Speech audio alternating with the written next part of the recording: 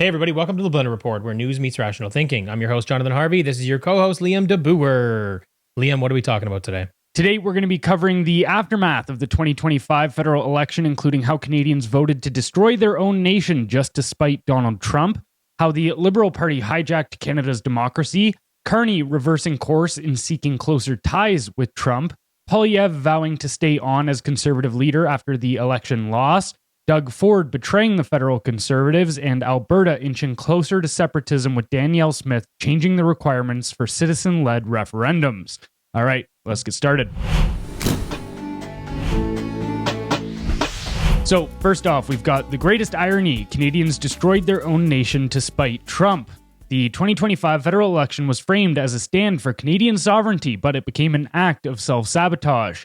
Canadians, driven by media-fueled fear of Trump, handed power to a government that has devastated the economy, weakened the military, and hollowed out national identity.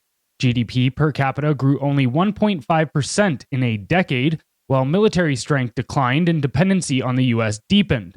The Liberals promised more of the same, and their supporters, who claimed to defend Canada, ignored scandals, corruption, and authoritarianism. This is not patriotism. It's the political equivalent of burning down the marital home out of spite, even if it leaves you with ashes. So, how did media fear campaigns shape the outcome of the 2025 federal election? I think it was actually the most significant component in helping the Liberals win. And it was interesting. I remember seeing a study that was done, the number of people that were voting Liberal out of fear versus the number of people voting Conservative out of hope. So, you hope for change, but the fear won. And it was like, I think it was 65, 70% of people were voting for Liberals just based out of fear. And that's all media, right? Because when you look around, you kind of go, okay, what can I point out in this country that's not on fire that the Liberals have lit on fire themselves? And you're empty-handed, unfortunately. It doesn't really matter if it's the economy. It doesn't matter if it's the education system. It doesn't matter if it's, men and women's sports, which is obviously something that just drives me nuts. So I continue to mention that one.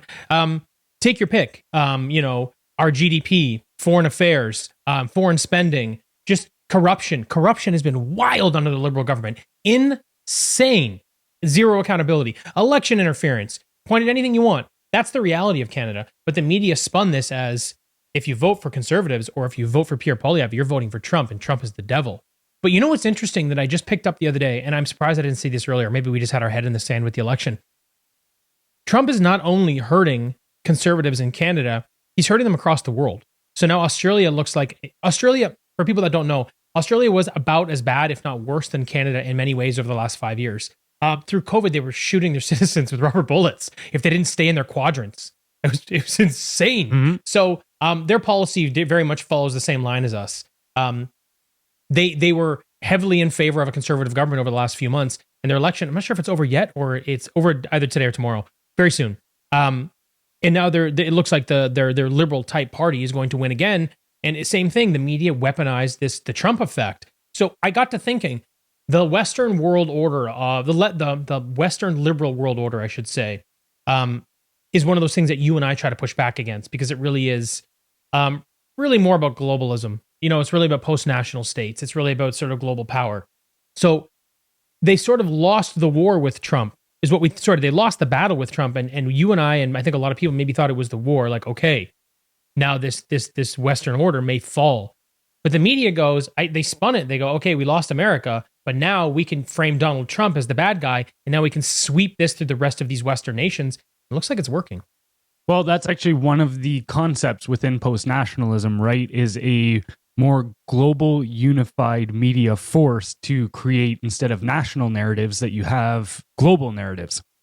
And so you're definitely seeing that play out there. And I'll get into this a little bit later when we cover Poilievre, but I think the number one thing there is that this is what Conservatives all across the world end up doing, which really harms them, is the media goes, well, see, the Conservatives in our country are just like Trump. They drum up all this fear about Trump, all lies and stuff too, as well, like being like, oh, he's the reincarnation of Hitler and all of this kind of stuff. And then they call your person Trump, yes, which is essentially trying to say your person is also this far-right fascist type, right? But what they do is then they get on the defensive. In every it will be different in each nation. I'm not saying everybody just needs to copy the Trump playbook by any means, because again, it would be different. But they need to go on the offense and go, nope, this is why you're not as righteous as you claim to be. You have no moral ground to be standing on in this conversation right now, pulling up their track record of everything and exposing them for what they're trying to do. And again, that narrative will be different in each country because each country has a different track record of that, more, say, globalist order of how it's played out. They also right? have a different Overton window, which I think you have to sort of understand your ability to play outside of it or play within it. Like, so for instance, in the UK, if you wanted to push back against that global narrative against Trump, then you have to go on the offense about, say, the, say this without getting censored, the RAPE gangs in the UK. Yes, stock crime censorship stuff. Yeah. There's a lot of space there. And you just need to, what you need to do is essentially dispel this fear of Trump. Yes. And you can do that. You can do that without being like, I love him. He's my best friend and I'm going to get along great with him. Right. You don't have to, that doesn't have to be the narrative, but you can be like, but look, even if he's bad and you can frame it that way, you go, look, maybe I'll take everything that you say about him as true. I still think you're worse. Yes. Yeah, I mean, that's interesting. It's I think that Trump taught everybody a lesson in how to win an election. And like you said, the rules can be a little different from country to country. But if you follow what he did, he took the alternative media route and it made him successful. If he had not done that, if Elon hadn't bought Twitter, if Joe Rogan hadn't had him on, if he hadn't done that tour, I don't think that he would have won. Now, again, like you said, it's different, but you can still play the same game in a different way to try to circumvent the mainstream media. They're too powerful a weapon. And in Canada, I would be willing to bet that Canadian media is the most subsidized media in the West. I think that we have more government control over our mainstream media than any other country that is not, say, authoritarian or any other country that claims to be a democracy. So when you think about that, we significantly lack equal representation in the media. America has 30% Republican media, 70% liberal, let's call it, for argument's sake. Canada is like 95-5 or maybe worse. You have the National Post. That's about it. And they don't do videos, so they don't reach anybody in the digital age anymore. You don't really have anybody. But again, because they're all subsidized by these people, what else are you going to do? You don't really have a choice. So if anything, you have to go even harder in a country like this. And I imagine, I bet if you looked at Australia, I bet if you looked at the UK, it's probably very similar. You got to put your foot on the gas even more than Trump did. I just don't know. I guess my problem is, how do we get out of this mess, right? Like you see, I did a video on this the other day. The media is, I say this all the time, is the government's most powerful weapon. And in Canada, they control it almost completely. So if you take media and then you take the censorship apparatus, which the government has put in place, Bill C-18, Bill C-11, the Online News Act, Online Streaming Act, and now they're looking at Bill C-63, the Online Harms Act. Together, those make a very potent weapon. We know what the UK's look like. It's insane over there. They've been throwing people in jail for thought crimes for over 10 years now. Over 12,000 people a year get not thrown in jail, but get charged or arrested for online speech. I think about 1,000 actually get thrown in jail every year. It's pretty significant what's going on. We're looking at the same thing here. And then you take immigration and go, okay, you're flooding people in here. And by the time there's the next election, a lot of the people they brought in addition to the immigrants that can already vote, which I don't really care about, but when you're doing it at scale, you're doing it to manipulate the electorate. So you look at that weapon, media, censorship, immigration. Is Canada a one-state party at this point?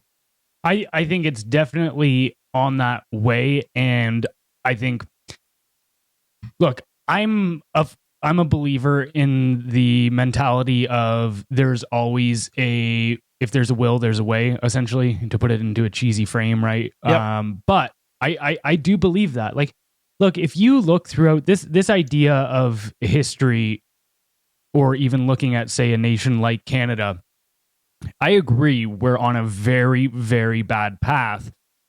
But if you look at certain other nations and you go, they survived throughout all of that as well. Like, and hey, I hope that the future doesn't hold something like this. But for instance, Russia, you go, oh, Russia was around for centuries. And then the Soviet Union completely took over for 70 years and drove that country into the ground, mass genocides, starvations, cultural erasure. And Russia still stands today. And so, like, don't get me wrong. I'm not saying like, oh, that was great, and so Russia's still here, and they're kill 100 million people. Everything's fine. More like 20 to 40, but yeah. But it's one of those things where like this idea, the one thing that I will say is that worries me specifically within Canada is, and I just put out a video about this today actually, it doesn't seem like Canada has a cohesive identity. Like it doesn't have a heritage that it feels like it needs to fight for. At least a lot of people don't. Like you go up to the average person and you say, what does it mean to be Canadian? Or ask them about Canadian history. It's not really there. Like they don't have the answers to that. So, you know, okay, if they attack your country or your country starts falling apart, like how do you rebuild if you don't know what you're trying to rebuild? Yeah, that's fair. I mean, here's what I would say. I agree with you. You've seen countries fight through these things. In Russia, it took 70 years. You know, and here's the other thing. They must have been weak enough to let themselves be taken over at that point in time. Now you look at the Russian citizens, every UFC fighter that's a winner comes from fucking Russia right now. You look at all the crazy fighting they do, the phone booth fighting, the 10-on-1, the people fighting bears, always Russians. They have become very, very hard men because they were very, very bad times. In Canada, our men think they're women. Yeah, yeah. So you want to know what the next generation looks like in this country? Not good. Will we survive it? Yes. Will you and I still be alive? Probably not. That's how long it may take. And it is going to get very dark. And I think we are on that path. Well, it's the whole, you know, region beta paradox that we've talked about many times, right? Is that change doesn't occur until things get bad enough. Yes. It's like the person with a drinking problem. If they can go through their day-to-day life and still drink every single day and have an issue with it, but their life hasn't fallen apart, then they don't really have the stimulus for change yet. Right. Whereas it kind of takes them to have, you know, that rock bottom moment. The only question is like, where is rock bottom? And I thought we hit that. I thought we did too. Here's the thing. We actually did hit it. So I've come to realize there are different types of rock bottom. So there's a rock bottom where you could stop now, you can lick your wounds, you can recover, and it's not that bad. It's more like psychological, emotional, and some economic damage. But if people aren't paying attention, the next rock bottom is where things get much worse. Because then you have a much weaker economy. There's violence involved. There's displacement. There's a lot of there could be starvation. That might be the next one down. I don't even know. But then it's starvation, mass violence, genocide. You start looking at how those rock bottoms slide. I think the rock bottom we just let out, or we just passed rather, is the one that would have made life recover in Canada within 10 years and had no real significant violence and no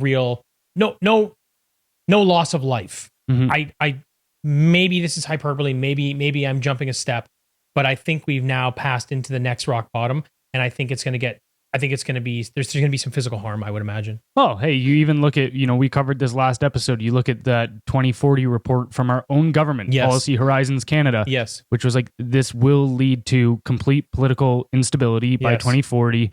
I mean, you just look at, this is what's really interesting too, is I think we're plagued by, especially with our forum for information now, which is social media, and essentially we live in a never-ending present. There's no real like projection into the future. You ask the average person, they don't really think more than like a week in advance. And they also don't really understand history. So they don't really think about things more than their own lifespan behind them. Yes. And then so we have a real issue of not being able to understand trajectories and patterns because we don't have a wide enough frame to be able to pick up the actual, it's funny. It's very similar to the climate change stuff, right? Where you take the chart over the last 200 years and you can make it look like, oh my God, we're destined for the world to catch on fire. But you take that chart back over 500 million years and you go, oh, no, cool. Like this actually isn't literally, it's literally cool. The entire world for history has been extremely volatile like this. Yes. And so that as soon as you change that frame to allow for more information, then you can see trajectories better. Yes. And that's what one of the issues that I really think is happening with our modern world is, it's like people think we're being hyperbolic when we say no, like society can completely collapse and fall apart. Yes. And then I even had this conversation with a family member the other day, and they go, well, don't you think that's a little bit like doom and gloom, worst case scenario? I'm like, I can list you 50 to 100 examples of this exact scenario playing out in countries over the last 200 years. Yes. Like this happens all the time throughout human history. Like they call it the Dark Ages for a reason. It's because it went dark. And and what really bothers me as well is it's the ignorance to these things and pretending like they're not likely to that they can't happen, which actually creates the scenario where they are likely to happen. It's like, but if you're willing to understand that this is where things lead and go, oh, there's other paths we can take, then you don't need to go there. Yes. Yeah, like you said, it's just not having a wide enough frame to understand. It's like kind of like trying to do like an IQ test, but only having the question, not having any of the pre-patterns. So you go, oh, okay, here's the other 3 patterns. I know what 4th is. They just go, here's the question. You go, right. So we're operating without the intelligence to actually understand the proper answer. Yeah. All right, moving on to our next story. We've got House of Cards, how the Liberal Party hijacked Canada's democracy. Canadian democracy has become a polished illusion where elections mask authoritarian maneuvers and media outlets sanitize the truth. In 2021, the Trudeau government buried explosive biosecurity scandals tied to the Winnipeg lab and China by dissolving parliament and calling a snap election to avoid accountability. In 2025, they repeated the tactic amid the Green Slush Fund scandal, freezing parliament, dodging accountability, and installing Mark Carney as prime minister through an internal party vote. With no transparency, no consequences, and a complicit press, the Liberals subverted every mechanism of democratic oversight. What remains isn't democracy, but a regime that wins not through ideas, but by mastering the art of power. So are Canadians too apathetic or too misled to recognize the erosion of their democracy? This is interesting. So I think that there are different categories of people. So are they too apathetic, too misled? I think there are some that are apathetic. Those are the people that, in my opinion, that don't pay any attention. They're the ones that are default vote to Liberal. That is the default vote in this country. It's Liberal. So when Trudeau was in power, people would vote Conservative if things were on fire. He was lighting the country on fire, so people were like, oh my God, we need to vote Conservative to fix this mess. They put in Carney, and then all those apathetic people go, oh, good, I can vote. I can go back to my default vote of Liberal. I feel great now. Moral high ground. Wonderful. Those people are apathetic, and it doesn't really matter what apparatus is in their way. They're paying no attention anyway. They're fucking useless. Now you've got the people that are too misled. Those are the people that are, I don't want to categorize their intelligence, but they're the people that are only seeing mainstream media. They are falling victim to the censorship that apparatus that's in the way on digital media. And they're not paying enough attention to what's happening with immigration because, again, they're being told a different story. So these people are being misled by those 3 things I mentioned earlier, which are controlling sort of society these days. They've reworked the system. So it's media control, censorship control, and then immigration, and you can continue to sort of win elections. So there's a big cohort of people that are dramatically misled. It's hard for me to even blame them. Like I can't not give them part of the blame because people like you and I figure these things out. And everybody listening obviously knows this, or they wouldn't be listening to us. But it is almost hard sometimes because, like I said, I don't want to categorize their intelligence, but some people in that group are not very bright. Not everybody, but some of them. So how can I expect them to have the tools to know the wool is being pulled over their eyes? That's not even fair. So that's that like group. But there's a third group to me. They're the ones that are the real problem. They're the ones that are, they're the betas in this world, or worse. They're the ones that the Liberals are targeting specifically to try to create a movement. They're the, for lack of a better way of putting it, they're sort of the blue-haired, cut your dick off Liberals. Like, no, those are the, so they understand that some of these things may or may not be good, but they want power. They want control. They want their party to win. They don't actually care what's better for the country. They've been kind of losers most of their lives. So this is their revenge of the nerds moment. So I think there's 3 categories. I think there's apathy. I think there's people that are misled. And I think there are people that just want power because they're weak. Well, 2 things there. When it comes to, I don't think it's as much a matter of intelligence as much as it is cowardice. Sure. Because you can be extremely intelligent but be a coward, right? Actually, yeah. And so this is something that I've noticed is even multiple people within the last couple weeks, just in like day-to-day life that I come across, or, you know, friends of friends or distant relatives, whatever. People will tell me like, oh, I watch some of your videos and I completely agree. But I'm just not that political. Like I don't think about politics all that much and this kind of stuff, right? You don't think that the fight is at your front door yet, do you? Oh, yes, it is. And that's the thing is it's like you don't have a choice but to be political these days, because if you believe that men and women are different and can't just be interchangeable, that's a political decision now. That was common sense for 2,000 years, but that now is a political battleground. It was mental illness up till 2 years ago. Right. And so actually, this is one of the defining characteristics of totalitarianism as well, is that everything in society becomes political. And so, like, even now too, like, right, we saw, this was a couple years ago, but there was a trend of articles being written in mainstream articles about how gym culture was far right. Oh, I remember that. You're like, I love you're that. like being healthy. It's like, let's go. Being healthy and working out is now political, right? Yeah. So it's this idea where you go, you don't have a choice. And all you're doing by saying, I'm not political, is saying, yes, I don't want to be in the crosshairs of anybody. It's not that you're not interested. It's that you're generally afraid of the pushback. But you're also doing yourself a significant disservice because it's happening anyway. You are either going to be stuck in this. This is why Canada is where it is in a lot of ways. It's back to the apathy. It's like those people are, like I said, they're also to blame. It's like you're not paying attention or being like, you're not political. Well, then you don't get to decide what happens to you. And I'm telling you, it's not good. So it's just crazy to me that people are like, no, I think I'm okay, Jonathan. I'm going to stay out of this. What? Someone's like, hey, man, this country's putting a gun to your head right now. I'm like, yeah, I'm going to look the other way. Well, then they're going to blow out the back of your head. What are you talking about? Right. And even too, it's like, oh, well, politics doesn't really affect my life that much. Really? The grocery store prices are a byproduct of politics right now. Energy prices, rent, mortgage. I was going to say housing, all of that. It's like even the housing stuff. That's an issue of crime in the country, mainly at least crime and immigration. But it's back to what, and those are two political policies. And it's like what you said earlier. I thought we crossed the point. It was what I said when we were on stage the other day. I kind of go, people are voting liberal because they think they're going to fix the problem, or they don't say that they're not feeling these issues, but all these issues are very real. Everyone's feeling them. Everyone's having trouble paying for things. Everyone's having trouble in their lives in one way or another, whether it's crime, whether it's the groceries, whether it's energy costs, whether it's rent. It doesn't matter. Take your pick. You're feeling these things they're visceral. They're inside, like they're affecting your day-to-day lives. And people are like, nah, everything's cool. Like, what? Okay, well, I guess, like you said, we need to go to that next level of rock bottom, I guess.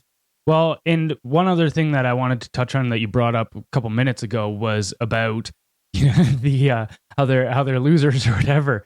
Well, okay, we all know that there is people. They're losers. Yeah, I don't think liberals in specific are a monolith, or any group for that matter. I do think there's a lot of individual variation. However, there is this issue right now with society where, I mean, okay, think about it on an individual level. We know that there are certain people that become so bitter and resentful towards life that they end up picking up self-destructive tendencies, whether that be drinking or whether that be fighting in a bar or whatever. They're so overwhelmed with emotion that they end up... They drink first, then fight at the bar. Yeah, yeah. Then they end up having self-destructive behaviors. Yes. What happens in a society when there's a critical mass of those types of people? And then you start going, oh my God, there's a lot of people. There's enough people that are acting with self-destructive tendencies. And then you go, okay, yeah, why would you vote for a political party 10 years after they've completely ruined your life? Is you're like, it's the exact same as continuing with the behavior that's causing your self-destruction. And you just go, like, there's certain people that just, they're in that pattern. I agree with you. And but I think they actually want, like, in a dark sense, I think they want it. And those are the people that I think are losers. Right. So I think that there are apathetic people that I wouldn't necessarily say are losers. I think there are people that are misled, that are liberals, that aren't necessarily losers. But those ones that you're talking about, yeah, no, those are losers. Mm-hmm. Yeah, and they're ruining this country. Hey, everyone. We hope you're enjoying this episode. If so, please consider leaving us a kind review wherever you're listening. If even just a quarter of our weekly audience did so, we'd instantly become one of the top-rated Canadian podcasts. We appreciate you helping us out, and now back to the show. All right, moving on to our next story. We've got Carney reverses course, seeks closer ties with Trump White House. Donald Trump announced he will host Canadian Prime Minister Mark Carney at the White House, quote, within the week, praising him as a very nice gentleman who hated Trump less than Poilievre. The announcement comes just days after Carney secured a minority government and reportedly called Trump directly to, quote, make a deal on trade and sovereignty. This pivot is striking, given Carney's past anti-Trump rhetoric and claims that the US-Canada relationship was dead. Now, Carney is rebranding himself as the only Canadian leader who can work with Trump. So, what does Carney's sudden pivot toward Trump say about his political character? Well, I don't really want to give Carney too much credit here, but the reality is whoever became the leader was going to have to deal with Trump. It didn't really make a difference, right? He was talking a bunch of nonsense during the election to try to win the election. All it really tells you is that the guy's a snake and that he's a liar. But we already knew that anyway. We've done enough research on this guy to know that he's corrupt. He's been the person behind a lot of bad decisions that put Canada in this place to begin with, and that he's going to be a real problem for Canada. We also know through Brookfield, and I'm sure a couple of other things, he's directly tied to Trump already, financially, to the tune of $1.1 billion, probably more. So at the end of the day, for anybody to think that these guys weren't going to jump into bed with each other, that's kind of ridiculous. But, that being said, just to sort of steelman that side, they're our biggest trading partner. You don't get to just ignore the guy. You don't get to say our relationship's dead and that actually be the case. Do I like that he said that during the election? No, he did it to try to win. But the reality is you have to find a way to work with their country. It's actually better for Canada if we do find a way to work with their country. Now, do I think Carney is going to do the best job to serve Canada? Well, there's two parts to that. He may actually do a very reasonable job of dealing with Trump. He actually might. They know each other. They're in bed with each other. I don't know who owes who what. So it actually might not be that bad with how he deals with Trump. Here's the problem. Carney will not put Canada in a good situation no matter how well he deals with Trump. So this is the thing that I think a lot of people were putting weight on. How will the leader deal with Trump? It's not that important. What's important is, what are you doing in Canada? Because that's actually what's going to shape how our country, that's what's actually going to shape where our country goes over the next 10 years. So the issue you have here is not, oh, Carney's talking to Trump. Already knew it was happening. It's, what are you doing in Canada? And the only thing that Canada can do is leverage its natural resources to put itself in a better situation. Oil, gas, pipelines, resources. That's our only option. Carney, green energy, oil and gas cap, keeping Bill C-69, No More Pipelines Act in place. So it doesn't matter how well that conversation goes, whether it was Pierre, whether it was Mark Carney. The reality is we're not doing things on the back end to bolster our economy to give us a fighting chance anyway. Well, there's two different ways to go about it too in negotiations like that, which is, okay, because I completely agree, and we've said this for a long time, Canada has no cards right now. So this kind of conceding, in a sense, was inevitable always. Yes, exactly. However, how you concede and the terms of those concessions can be negotiated. And I'm not going to claim to know what the future holds in this regard, but yeah, he might do fine. Well, it's like, okay, so you make concessions to Trump. Is that concessions that American companies come in and essentially pillage our resources? Yes. Or there's another option, which is that Canadian companies still control those resources and strike a good deal with America on them. Those are two wildly different futures. Mm-hmm. And to be honest, I don't think Carney cares enough about Canada at all to that if him and Brookfield are essentially in a good position to allow American companies, which, I mean, now Brookfield is kind of an American company. Yes. They moved their headquarters there and stuff.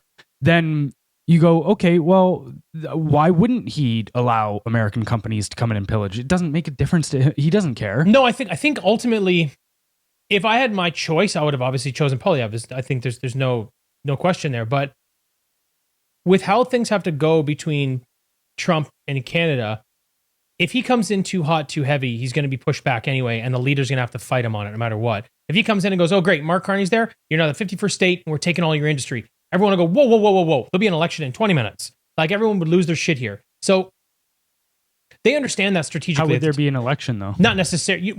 Because the Bloc or the NDP, everybody would push back. So, and it would also give them more power if there were an election. You don't think the NDP would? Not a chance. Why? Why would they let Trump make this the 51st state? Why wouldn't they sit on the Liberals' lap like they did for the last? Because Canadians don't want it. The Liberals don't. Liberals have argued that they weren't going to do it anyway. In fact, I don't even think the Liberal Party members would even vote for it. The reason that the NDP got completely wiped out this election is because they continued to support the Liberals while they destroyed the country. Yes. And because it served their purposes, but turning this into the 51st state would not. Nobody in Canada want. The only people that really are arguing for it would be conservatives. if I don't see the fact of NDP all of a sudden standing up and becoming patriotic towards Canada at all. I think they would see it as the partnering with the Liberals on whatever they want to do and allowing us to have some sort of say in Parliament, otherwise we're completely irrelevant, is more beneficial to us as individuals and a party than going against them and trying to stand up for Canada. I mean, everybody in the NDP hates Canada. I would agree with you, except for this one issue. On the 51st state thing, everyone loses their power. The government, Canada changes dramatically. The Liberals are no longer as important. The NDP aren't important. The party, you don't even know what your government system looks like if you start going down that road. Too many people are going to, it threatens everybody's power in a political position in Canada because we don't even know what that looks like. They're like, oh, you could be the governor. Well, the governor of a state does not have the same size infrastructure as Canada does. Like, no one's safe. Effectively, no one's safe. Or it could all come down to now it's one party leader, everyone else is gone. So that's how a governor works, right? So I don't see any party because you'd be slitting your own throat. But again, only on this one issue. But I agree with you in theory, but when they've already slit their own throat and proved that they will drive their party's popularity into the ground if it serves them personally, then I don't see any reason to think they wouldn't do it again. Well, there's two reasons I would say. First of all, their party would not serve their party. That's what I'm trying to tell you. It would arguably end their party's existence. It already effectively did. Right, what changes? Right, because now they're trying to rebuild. They're going to have a different leader. Now they're still fighting for party status. They're like, hey, can we change? That's what they said the other day. Hey, can we change the rules and give us party status again? So they are trying to fight back. If they did this, that would be the end of not only their party, but all the other parties. Well, we even saw Vassie on CTV pushing one of the NDP members about would they partner with the Liberals for official party status, and the guy obviously ran around the question because he's leaving that he didn't want to say no. And then also we saw another NDP member talking about or getting grilled on, would you guys cross the aisle and end up just becoming Liberals? And she also tried to weasel her way out of the question.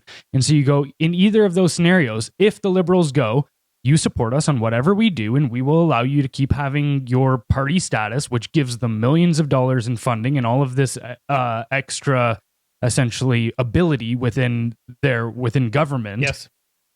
If you don't do what we say, we're going to revoke that right now. Then these people, again, I don't think we were just talking about this earlier. I don't think people think more than 5 minutes in front of their face, especially a lot of these politicians, and they just go, okay, if partnering with you on selling off Canada ends up me retaining my parliament status, or they go into the Liberal Party and then they're just indistinguishable at that point, then I really don't see all of a sudden this idea that the NDP would grow a backbone. I just think that, again, I think for them, I'm the one that literally in my last video said that now they've got enough NDP votes for a majority again. Yeah.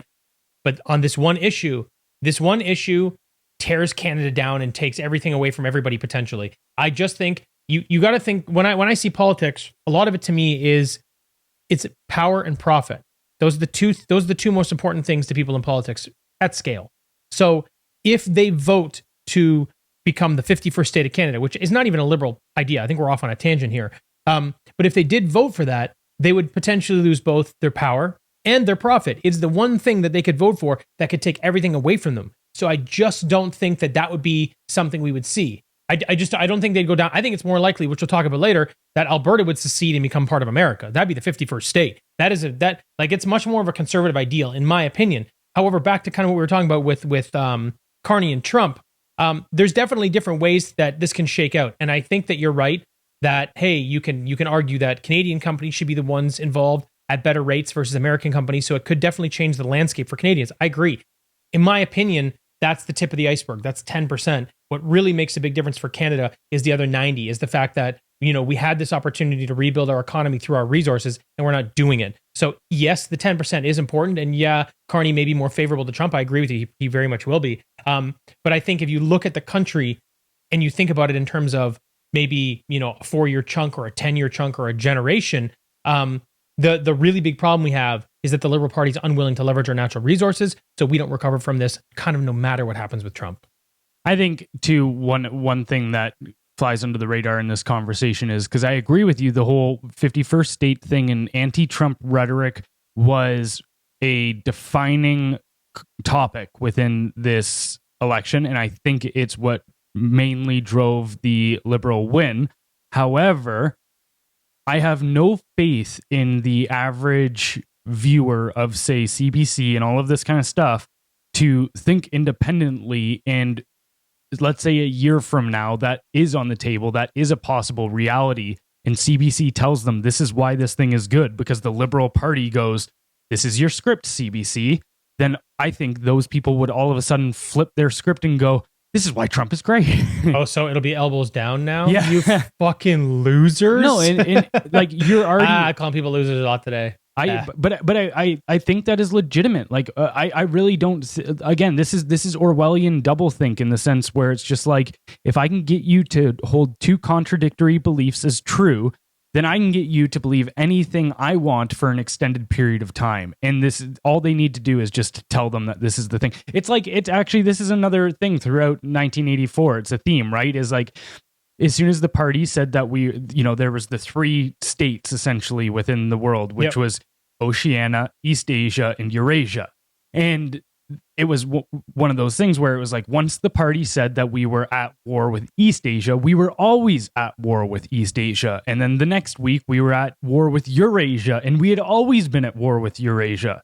And it's just like, they'll fucking believe whatever they get told, man. I think we see a lot of this the same way. However, when Trump started going off with the 51st state rhetoric, how Canada responded to me, I think that there's a large enough portion of society across every demographic that would push back. So I'm not sure that would happen that easily. But honestly, I don't really care if it does. I'm moving down there anyway. I was gonna say it's one of that might actually be what unifies the liberals and the conservatives in this country is that there's a growing portion of people definitely on the quote unquote on the right that would completely welcome becoming the 51st state. And then if the CBC tells liberals that this is now why we have to accept this idea, then all of a sudden Canadians will unify. Hey, let's go. All right, moving on to our next story. We've got Poilievre vows to stay on as Conservative leader after election loss, vows to, quote, learn the lessons. Despite losing the 2025 federal election and his own seat in Carleton to Liberal challenger Bruce Fanjoy, Conservative leader Pierre Poilievre announced he would remain as party leader. While the Conservatives gained over 20 seats nationally, it wasn't enough to stop Mark Carney and the Liberals from securing a fourth consecutive mandate. Poilievre's refusal to pivot his message amid Trump's trade war and Carney's rise left his campaign flat-footed. Internally, Conservatives are frustrated and divided as Poilievre becomes the third Tory leader in 5 years to lose an election, this time without even a seat in Parliament. So is Poilievre still the best option to defeat the Liberals in the future? Ooh. Personally, I like Poilievre. He's my kind of leader. I'm a bit of a bulldog. I think he's actually really great. I think he would have been one of the best prime ministers we've ever had in this country. That's what I actually think. Now, that being said, a couple things I want to point out. One, you lost the election. Don't tell me you gained 20 seats. The Conservatives were losers here. Everybody's a loser today. The Conservatives were losers in this election. Bottom line, you lost your own seat for whatever reason. I don't care. Like maybe it's because of what I said earlier. And liberals really do have such a stranglehold on this one party state idea through censorship, media, and immigration that you don't have a choice anymore. I don't know, but you lost your own seat. So when you think about the confidence in the party and how this shakes out for the future of the Conservatives, in the game of politics, I think he's got to step down. I do, unfortunately. I think he's got to step down. I think someone like Danielle Smith would be my next choice to lead the Conservatives. And as much as I hate to say this because I think DEI politics is stupid, and I think she's just a great leader regardless of whether she's male or female, but it would probably help bring over some of the moderate voters. But also, I actually think that her and Poilievre see a lot of things the same way. And I think her track record, she gets a lot of flack for stuff that she does, but I think her track record's pretty solid. So my choice would be, yes, leave Poilievre alone. But in the game of politics, from a strategic perspective, I don't think you can run him again. I just don't think you can. I think you got to run someone like a Danielle Smith. I don't see anybody else in the party. That's why I keep going to Danielle Smith. I don't see anybody else in the party that I'd put in there right now. But with him losing his seat, he's not even allowed in the House of Commons right now until they have a by-election, which could be months. So I don't even understand how he would navigate running the party. Like it's just disjointed. Like if he stays in, the Conservative Party is just going to be a wreck for the next few months because he can't even be in the House. So from that perspective too, I mean, maybe it's time to step aside. Maybe there's an interim leader. Maybe you figure it out down the road. It's unfortunate, but this is the one thing I think that kind of upsets me about Canada is this is what the people want. They, like for voting Liberal. And this is what concerns me. You know, we talk about, you know, rebuilding the Conservative Party and what's next and how they kind of come at this and try to whatever. Whether through apathy, whether through being misled, or whether through being a loser. I don't really care. Canadians voted for Liberals again after the Liberals ran this country into the ground for 10 years. So while, you know, we discuss maybe what's best for the Conservative Party, I don't think that's what Canadians want anyway at scale. Which is why you and I are looking at getting out of here. I'm not sure if this is the country that wants these kinds of politics. Well, again, you have to make a case for them. This is the thing: is you can't expect, and this is the biggest fault that I think Poilievre and the Conservatives made in the campaign, was they didn't drive the conversation. They sat in the back seat of it, and they were especially like the analogy that I used is it was like it's like boxing. It's the one that's on top of it, setting the pace, jabbing, feinting, causing reactions in the other person, so that they're always on their back foot. Typically wins. Yeah, and that wasn't the case at all. And what's crazy is like that's when Poilievre was at his best. Was even, you know, there was the viral Apple interview, right, where the journalist was coming after him saying, you're just like, you know, people are saying that you're just like Trump. Who's saying that? You know, and or that you're a far right populist and trying to stoke people's fears. How? And the journalist had no answers. All he had was accusations, but it was in that moment where he just exposed that this entire narrative is baseless. Yes. And that was when he was winning over people and going, this is a great leader. But then in the campaign, he became extremely soft. And this is what's crazy is like, so people, you know, I put out that article about why I thought Poilievre lost, and that was mainly it. And people will push back and go, well, the media framed him as a mean guy, and so, you know, he had to try to counteract that. And you go, again, you don't beat them by being defensive and trying to rope-a-dope. Like you reframe the conversation, and he didn't do that, because no matter what he did, the media was going to do that. It didn't matter. Yes. He could have been out there day to day and say, hey guys, I'm not even really all that worried about campaigning right now. I'm using all of my personal money to feed the homeless people and like doing the nicest possible thing he could or whatever. Yeah. The media still would have been like, this guy is mean. So like you're going to get that label no matter what. And I'm not saying he should have then just been mean, but he needed to still have a backbone. And he didn't in that. As soon as they took away his Axe the Tax slogan, they stole his platform with everything like the tax-free homes and this and blah, blah, blah. They got rid of the carbon tax so that they took away that weapon from him. Or, well, I say get rid of, but obviously they only turned it down to 0%, but the legislation is still there. But either way, they rendered his message useless. And instead of creating his own conversation again, he just had theirs. And you're not going to win people over that way. Yes, I totally agree. It was crazy as he just tried to become more moderate, you know, and also like to a couple things I would say. Yes, he allowed them to basically steal his homework and beat him and get a better grade than him. But the other thing too that he did is that he played by the political rules. He played the game, but he already knew he was outmatched. You talk about boxing, you know, he came in at a flyweight and was fighting a fucking heavyweight. You know what I mean? Because they controlled the rules. They're like, well, we have to win, so this is how lopsided it is. So you go, okay, well, if I'm a flyweight fighting a heavyweight, I'm gonna bring a stick. That's what I'm gonna do. Yeah, like, you know, you have a David Goliath situation, then cool, bring a slingshot, do something different. And he just refused. I think he had too much trust in the system, or politics are just such a game of nonsense that you go by the playbook that's existed for the last 100 years thinking that's going to make a difference, but you just can't. And that's something you and I were talking about it earlier. You have to take the Trump playbook, not exactly the same, but you have to find a way to go, okay, he got outside of the game of politics and the political rules. I'm not saying you have to do illegal shit, but you have to find a way to you have to take a completely different approach, a different strategy to this whole thing, and you can win. But he refused to do it. He did not move quickly. I think they were on their heels the whole time through the election, and we're where we are. Well, again, like, I can't stress how important this is. This is the game, is controlling the conversation. Yes. It's the same thing. The Liberals did it so well in 2021 as well. You go back and you look at the debate topics for the election in the actual national live debate, and it was stuff like truth and reconciliation, climate change, COVID mandates, all of this kind of stuff.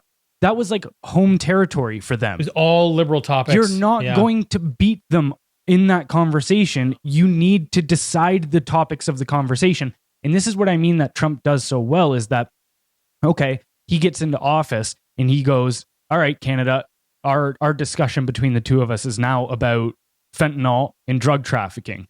And all of a sudden, even our media starts picking up that conversation. Yes. Now, you're not going to get them on your side. They're still going to try to counteract that narrative, and the Canadian media definitely did that. But now they're talking about your issues. Yes. Even if they're trying to dispel you, it's like you're setting the pace. Mm-hmm. And then this is something that he did terribly. Like, okay, here's a great example of what he could have done. Right? So the Liberals in the media apparatus made this election all about Trump in the 51st state. What was Poilievre's campaign strategy for that? I'm going to out-Trump derangement syndrome, you guys. You're not going to beat the Liberals on that ground. Like, they've got that messaging down for 10 years, and their base is already way more sympathetic to that cause. Oh yeah, it's already like a liberal platform. What you do is you go, hey guys, again, like I said earlier in this episode, you go, look, even if everything they're saying about Trump is true, they're still worse. And then you can hit them. Man, I reached out to like 2 conservative MPs and I was like, I'll consult with you guys for free because your messaging is terrible right now. I don't care. Just they were very tied, yeah. And what I was gonna tell them is like, look, you guys need to be talking about why we're in an election right now. They didn't bring that up once, which is this narrative of going, in October, it was found that the Liberals had taken $400 million of taxpayer money and funneled it into corporations that were friendly to the Liberal Party, and even a lot of MPs had ties with personally. And then when they were getting forced by Parliament to put forward those documents, they stonewalled Parliament and shut it down and froze it. And then a month later, that was in October. The holidays. And then they go into the holidays for a month. And then Jagmeet Singh finally seemingly said he was going to vote a no confidence. And then what did they do? Trudeau prorogued Parliament for 2 months so that they could again freeze Parliament, and so that they didn't have to face these corruption scandals. And then they installed Mark Carney. That's why we're here. That's why we're having this election, is to hide Liberal corruption. Yeah. And you go, look, even if again, Trump is an issue. This is the issue. You are voting for this party, which just seemingly in a time of crisis when the nation is at stake of being turned into the 51st state, they froze Parliament so that government couldn't even operate for 7 months. That needed to be the message. Yes. Yeah, I agree. I think they just went about everything the wrong way. But you know what? Here's the hope that I would have for the Conservative Party, is that they see what happened through this election. They go, okay, we understand the weapons that the Liberals have, and now they're funding mainstream media even more. Okay, so they've got that tied up. We know that immigration is going to flow heavily between now and then. Okay, they got that tied up. And we know they're going to implement more censorship in the digital space. Okay, so it's how do we now navigate that? Because we had a good leader in place in Poilievre, and they still thumped us. So now you know the landscape. You can't play the same game. I'm hoping that they figure out what just happened and go, okay, like you said, you need to control the messaging. You need to find alternate routes to get to the same destination, because you cannot penetrate that force otherwise.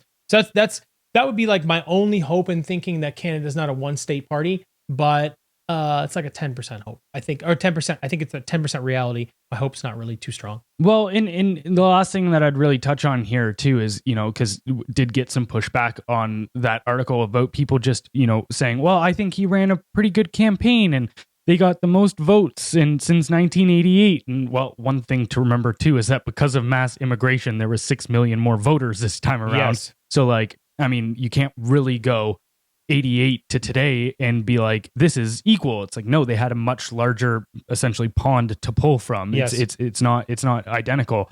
And then also, or the youth turnout. It's like, look, the analogy I'd use for that is like you were in a championship, you made it to the championship 2 years in a row in a national sports league, and then you lost, you got swept, and you go, and now you have no power, you have nothing to really show for it in Parliament, because again, they can just form coalitions to get completely around any conservatives. Yes. And then you go, yeah, but we scored more points than last year. You go, but it didn't matter. Yeah, it didn't change the outcome. You guys are losers. Right. Shut up. Yes. Unfortunately, the name of this episode, I think. Yeah.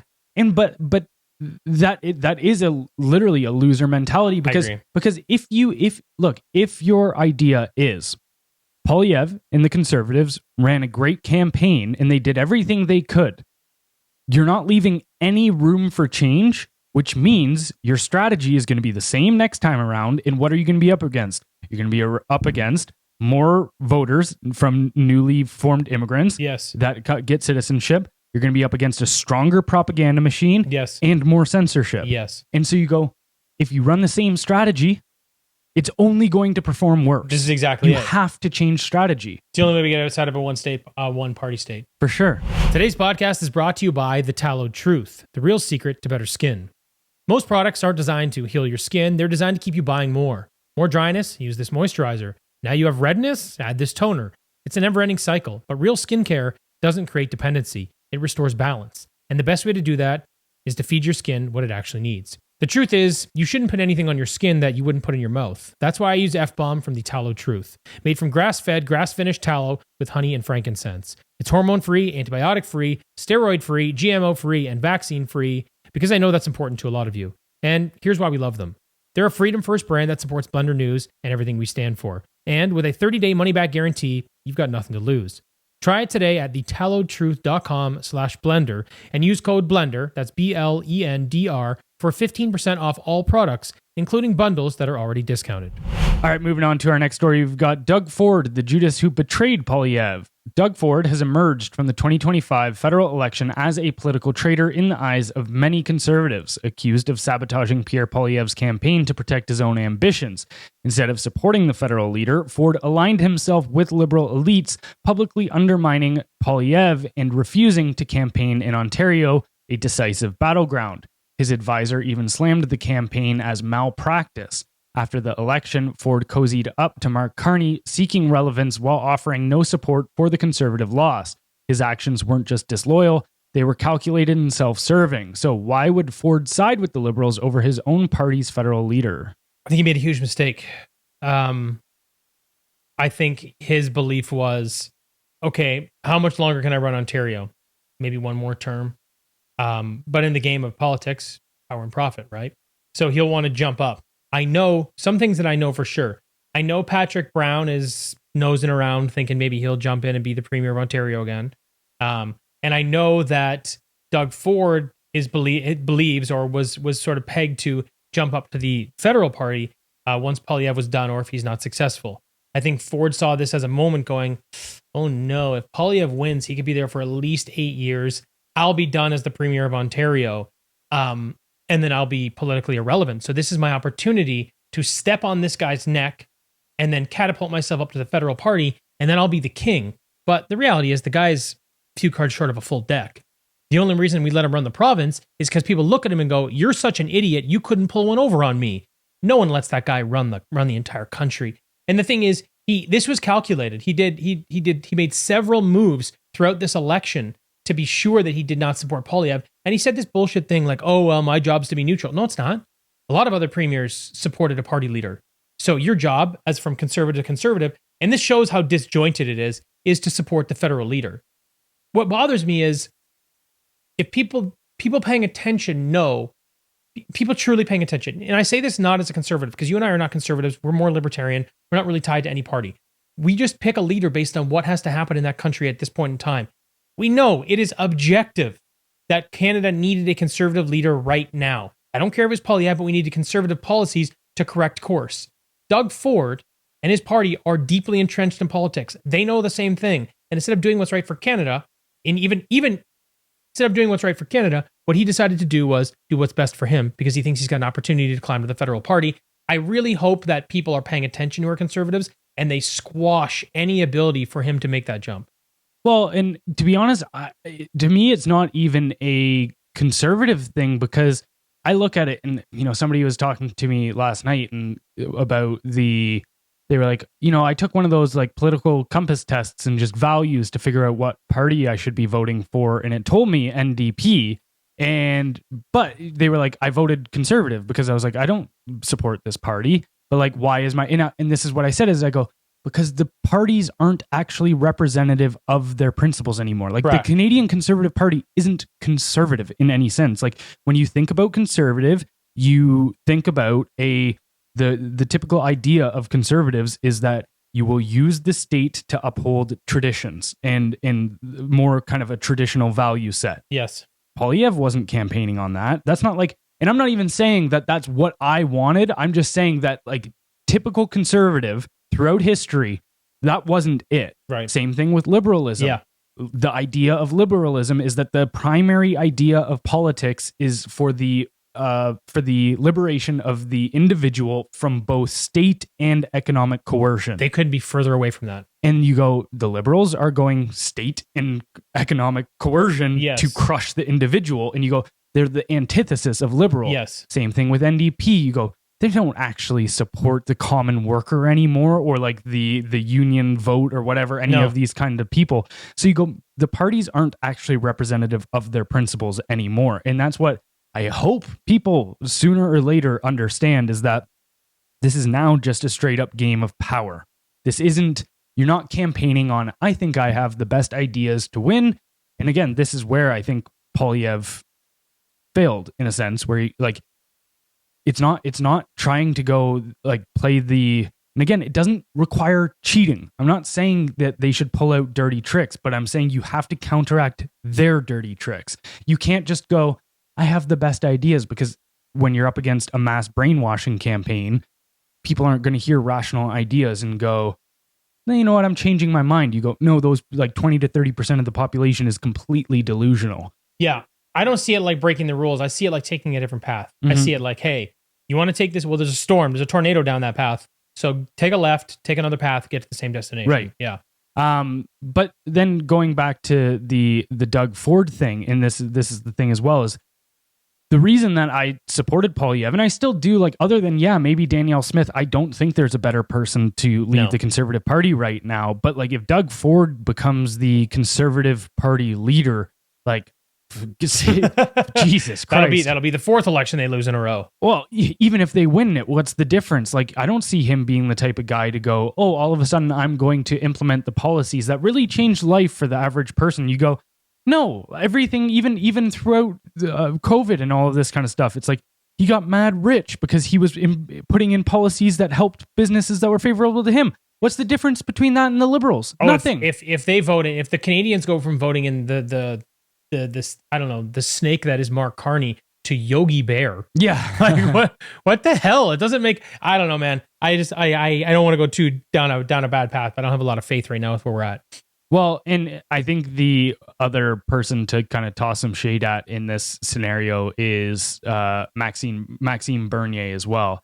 Like, the fact that he still, like, again, okay, if you want to save the country, if you're so patriotic, Bernier, and you didn't throw your weight behind Poilievre at all, despite the fact that, like, he got absolutely crushed. So, for instance, and dude, this could have changed the entire. Maybe I'll do a video on this where I really dive into things. But okay, their vote share when I think they got somewhere around 800,000 votes, the PPC in 2021. Okay. And today they got somewhere around the neighborhood of like low 100,000. Yeah, like 130 in that So they range. got completely crushed this election around. And I think there was about 5 or 6 ridings, if I'm not mistaken, that I saw that the PPC vote could have flipped in the favor of Conservatives. And now, hey, if it's only 5 or 6, that doesn't change much. However, let's say that you get 8 ridings, and maybe, like, to the viewer, I'll maybe do the math and break this down and dig deep into this. But let's say 8 ridings could have been flipped by the PPC, putting their vote behind the Conservatives.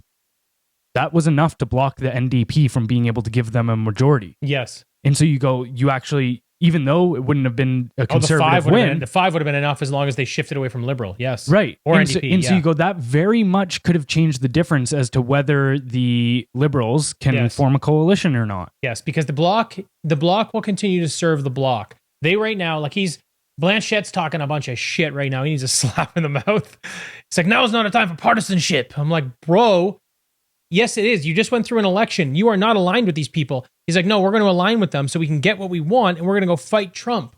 This does not make any sense. You people, what frustrates me is that Canadians will buy that. So now the bloc jumped in first. I knew if they would, because otherwise the NDP would have to jump in and they'd be able to try to reclaim party status. We kind of knew it was going to happen. But you're already kind of seeing this. But I agree that the difference between the bloc and the NDP is the bloc is maybe arrogant enough is the right word to use, that they would only go so far as to the point that it benefited them. They wouldn't just do it for power. Like, they wouldn't turn on their own people. That's the one thing I think you can depend on the bloc for, is they will do what's right for Quebec. If you're no longer serving their interests, they're out. Yeah. So they're almost like Conservative light. You know what I mean? They're the party that, okay, if they're going to give the Liberals the power, that'd probably be the one you'd want to pick over the NDP. For sure. And yeah, it is funny that the separatists are now going to like, if you've got the separatists aligning with you on like the Liberals, and then you also, as the Liberals, are being like, we're the party of unity and we're going to hold Canada together, and then you've got the separatists being like, I think we have a lot of alignment. Then like, what does that say, really? But I mean, hey, hell, even I thought Blanchette did a decent job throughout the debates. He was going harder at Carney than even Poilievre was at some times. And also too, even I think he was completely right. You know, I talked about this in that Trump video actually that I did about how they stirred up Trump fear in order to win the election. But Blanchette said Canada is an artificial country. And I completely agree with that. Now, I don't think it needs to be that way. I'm not saying that it needs to fracture. I don't think these things are my decision. I'm more focused on trying to understand what's going on than I am trying to be like, this is what I want. But he's completely right in the sense where there's no unifying ethos between Canada. And so, yeah, the fact I think Bloc will do whatever that they think is best for Quebec. Yeah, even if it means the destruction of Canada as a whole. Yeah, I guess to sort of wrap up this segment, what frustrates me is people that are tapped into politics. If you're not just in it for profit and power, you understand what's happening in this country. Mm-hmm. It's hard, very, very hard to miss. If you do this for a living, you know what's going on.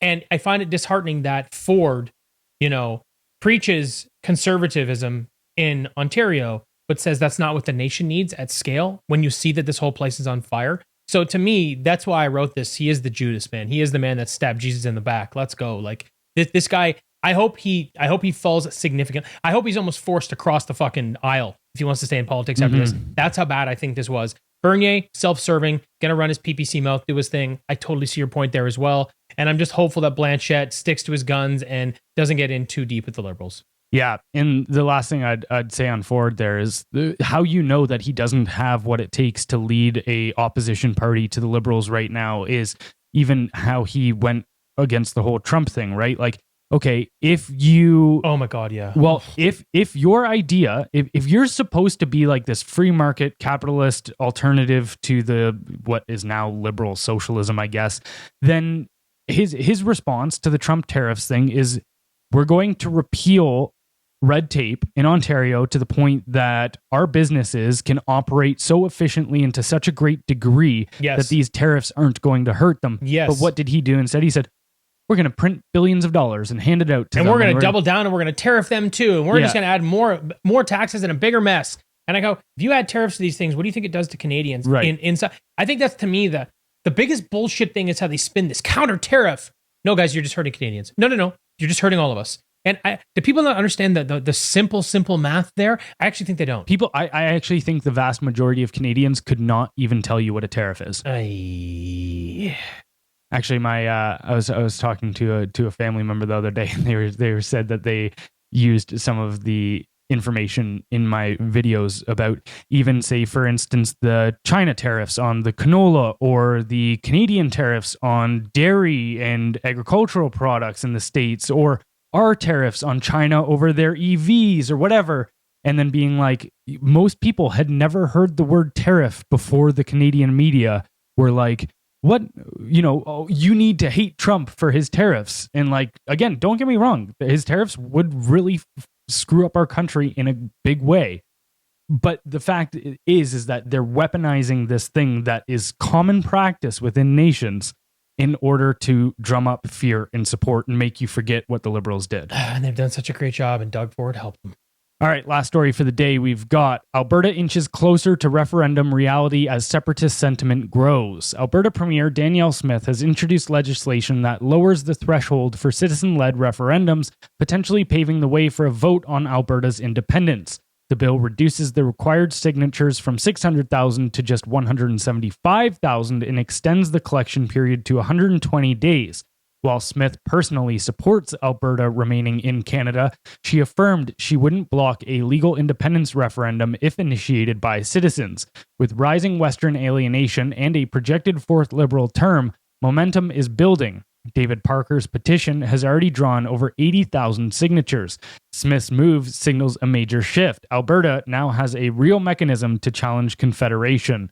Why is Western alienation intensifying despite years of political discussion? Because I don't think our country's ever been this divided.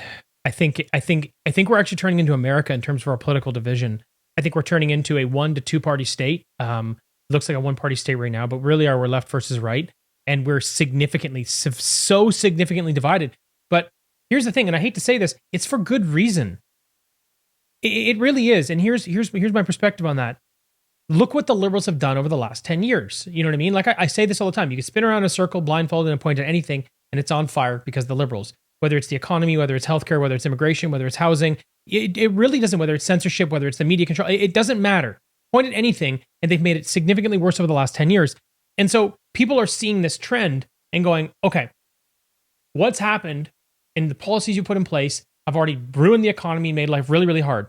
And now you're going to keep doing the same things. And the people that are paying attention go, that doesn't mean it's going to stay the same. That means it's going to continue to get worse and worse and worse in all of these areas, bigger dumpster fires. So people are going, we can't have a Canada like this. It needs to go the other way. And this is what this election was about. That was my opinion anyway. So because it didn't happen, I think now you've got the division. It's sowing deeper and deeper and deeper because a lot of Canadians are kind of looking at this going, if we don't correct course now, what does the next rock bottom look like? I don't want to be a part of that. Is there a way out of this? Well, yeah, there is. How much momentum will this actually get? I don't know. If I'm being quite honest with you, I know a lot of people that would like to see Alberta separate and that would like to move to Alberta. I know a lot of people, pretty much everybody that wouldn't be able to move to the States is pretty much like, okay, I'll move to Alberta. Hopefully they separate. But I do believe that they're up against a lot because Alberta is the cash cow for the country. And the Liberals know that, even though they're pushing all this other bullshit agenda, they know that their money's coming from these natural resources. So I think before you actually see them actually separate, I think you're going to see a lot of payoffs, a lot of bribes, a lot of corruption, maybe some murder. I don't know, maybe all those things, maybe 1 or 2 of them, but I think you're going to see all 3, depending how far it goes. I don't think the Liberals and the federal party will let this happen without a significant fight. So I think it would be a total mess. In fact, here's what I actually think would happen more likely, is that Danielle Smith would have the opportunity. This is just, I'm just making this up, is that Danielle Smith would have the opportunity to run the Conservative Party, and then there'd be an actual federal election, and then that would be the moment where it's like, if Canada votes for Conservatives, we go this direction. If not, then Danielle Smith's done, the Liberals win, they get to keep Alberta. That, I think, is actually a more likely outcome than Alberta actually separating. Yeah, I do find it interesting. It is funny, like, you know what? And I can't claim to read her mind, so maybe she really does mean that she doesn't support Alberta separation.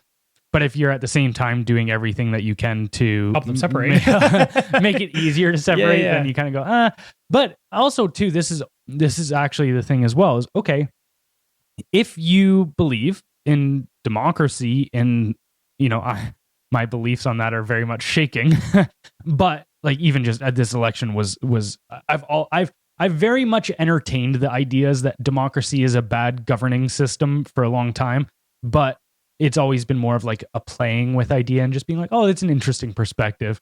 But after this last election, I was like, yeah, I don't know. I don't think most people take, because this is the thing, is that every responsibility comes with rights. Yes. Or sorry, every right comes with responsibilities. And people have the right to vote, but they don't seem to have the responsibility to make an informed decision. Yeah, Meg was going on about this too. Yeah, she thinks people should have to pass a test. I'm like, that might be a little far, but I get it. It's tough too with the test thing because who creates the test ends up being able to favorite it in there. All I'm saying is even my wife supports the idea of being like, these people are uninformed and it needs to change. Right. Well, actually, and this is the thing that I kind of thought of, and this is a little bit of a tangent. I will get back to the referendum thing here in a second, but when it comes to the responsibility thing, okay, rather than it be an intelligence test, because then you can ask loaded questions that might make it more one way or the other, and then you have a voting electorate that's more favorite.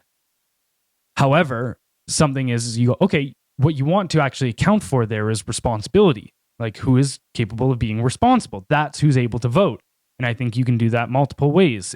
So for instance, whether you're have an intact family, you get a vote per family if you're responsible enough to keep your family intact. And it's funny because my own platform here essentially would get rid of my vote, but I don't really care about voting all that much. Anyways, at this point. Or I've even this is why I started doing this, is I can represent myself and my ideas and affect more change this way than I can voting once every 4 years. For sure. But anyways, so yeah, intact family, land ownership, or a business. You own a business over a certain amount of intake. Yes. If you show a responsibility in that one way or another, because all of those things take responsibility. And what we have right now is a mass class of people that take no responsibility in any section of their lives, then being able to vote and steer the country in a way that affects everyone. It's interesting when you say that, because when you think about it, you automatically know that would wipe out the Green Party and the NDP overnight. Yep. No, it would. Like not for nothing. However, whether that's bad or good or whatever, if the only people that could vote were ones that have taken responsibility in their lives, the NDP and the Green Party would be gone. Mm-hmm. And the reason I'm saying that is, it is like, it's proof that it would be a change, and I think it would be a change in the right direction. I don't think the will to implement anything like that exists, and I don't think people would give up their opportunity to. I think they'd fight it tooth and nail as much as they'd fight becoming part of America. But it is an interesting idea. I think it would be effective. But back into the referendum thing here for a minute. So yeah, it is funny, like the people that say we need to fight to protect our democracy would probably get lash out at something like this, but what you're doing is actually allowing for a greater amount of democracy in this scenario with making the referendum votes easier. Is you're going, I'm giving you more power to decide your future. And so yeah, it'll be very hypocritical and funny to see people all of a sudden become anti-democratic in that sense when they don't like the outcome of democracy. Oh yeah. I mean, look, at the end of the day, I still have hope that Canada becomes a prosperous, unified country. I just think it became exponentially more difficult because of what just happened in the election. And I think you're seeing it in a lot of ways. Alberta's interest in seceding is one of them, right? So I don't know. We'll see what the next 4 years look like in this country. If I'm being honest, I don't think you and I will be around to see it unfold. But we'll still be reporting on it, and I still hope that things turn out well. Yeah, well, and this kind of maybe I'll leave it on this for the end of the episode, where my personal standpoint towards what we do has changed a lot, in the sense where I was trying to shift the needle in one direction. Yes. In being like, okay, let's like, and not saying that our coverage will change or anything, but even just like my personal motto about doing this has now become just, and I'm not even trying to blackpill here or anything, but just being like, just my goal is to document what is happening so that people from other countries can maybe learn what we've done wrong, or even centuries from now can look back and just like I read history and I learn lessons from it, go give an accurate representation of what's happening.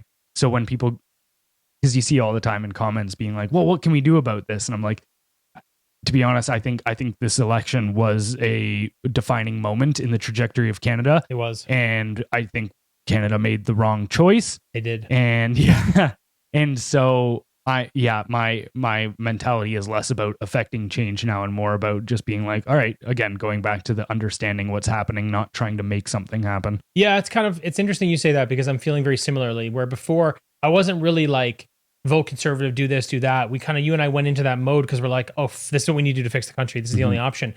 But yeah, I'm definitely going to shift back more the other way.